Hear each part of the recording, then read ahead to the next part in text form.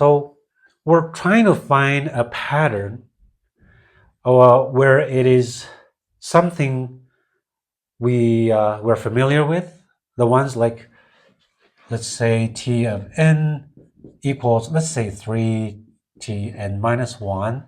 This is what we're familiar with. We know how to solve this one. Or the one with t of n equals 3t of n minus 1 plus a number, let's say 1. We're familiar with this, right? So if it's not t of n, I can change it to something else. Maybe you have a n minus 1, right? So as long as we can relate this to that, we will solve it, right? Or if we relate this to that, we'll also solve it. Well, this is a special case of this, right? So actually, we're looking at converting this to this format. So let's see if it's possible. So I'm going to write a n equals, well, 3 here, minus 1, plus some number. That's our goal.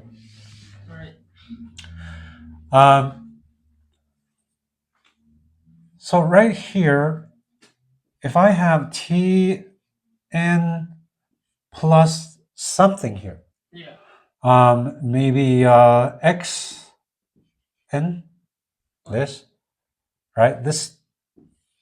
This would be a n, right? So once we know, well, let's say if there is a number that'll make it work, that number would be a constant.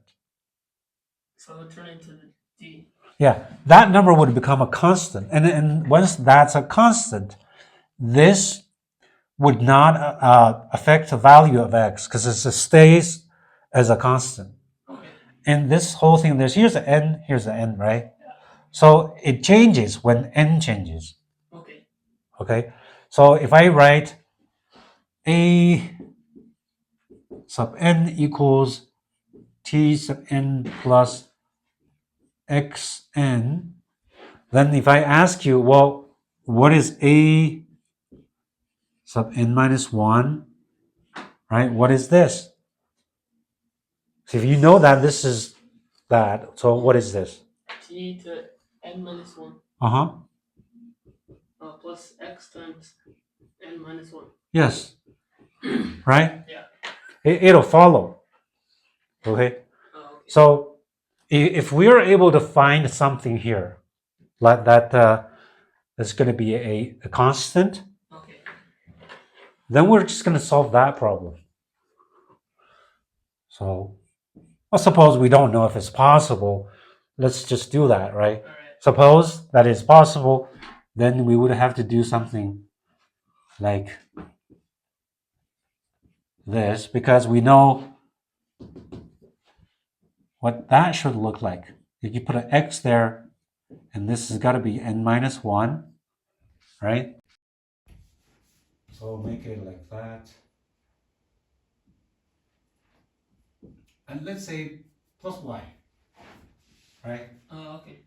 That's just a number. Yeah. Okay. So if we can set it up, like we set a value for x and set a value for y, such that they are equivalent. And that turns into that. Yeah. Okay. Then we'll be able to turn it into this format. Okay. Okay. So then let's find out. So still t of n plus x times n, and this equals 3 n minus 1.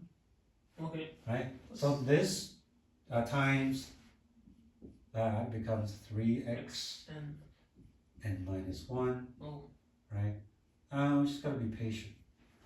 Right? Yeah. We'll just do that. I'll move this over to that side so that we have this, right? Yes. So we just have to match this with that part. So still have t sub n on this side, and 3 times t sub n minus 1. So xn, so I'll just expand this first. So minus xn minus 3x plus y. Yeah. Alright. Now let's combine them, right? So if this is combined, well, we have 3x, well, that becomes 2x, right? 2xn. 2xn. This. It's 2x plus y. Okay. Well, this is the same. This is the same. And in this part, well, we have 2n here. We have 2xn here. So that if you let x equal to 1, Oh, okay. right? Let x equal to 1. That's 2xn. And then 3x plus y. we're going to have negative 3 times 1 plus y equals 1. Right? But where? Because we want this 1 to match this. Oh, okay. Right? 1 to match that. And what we matched this with 2. So that way we're going to get y equals 2. 4. Okay. Right? So it works. So it works this way. So we have t sub n plus, because x is 1, Plus n. just plus n. And this equals 3 times T n. n minus 1 plus n minus 1 and plus 4. Okay. Yeah. So we just rearrange, it's like we rearranged this so that it becomes this, right? Yeah.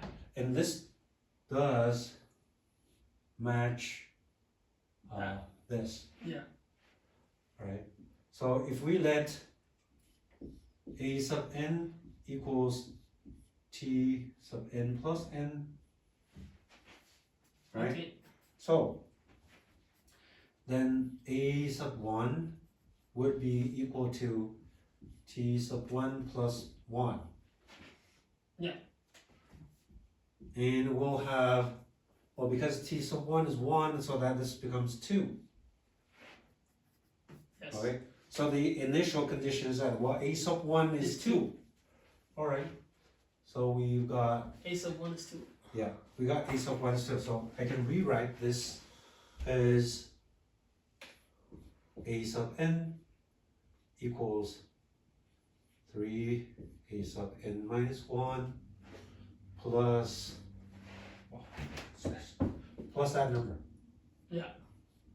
And with a sub 1 equals 2. Right? Oh, yeah, and then I can solve that. See, yeah, we can just solve something that we're already familiar with. Right? And therefore, A of n. Wait, when I get here, I can. So when you're here, you either find the formula List. like using the method I talked about last time. We talked about 2 different methods. Listing and listing.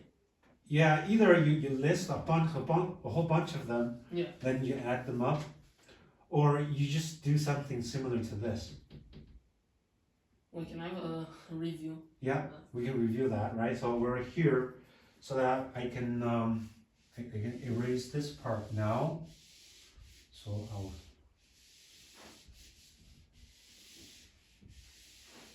So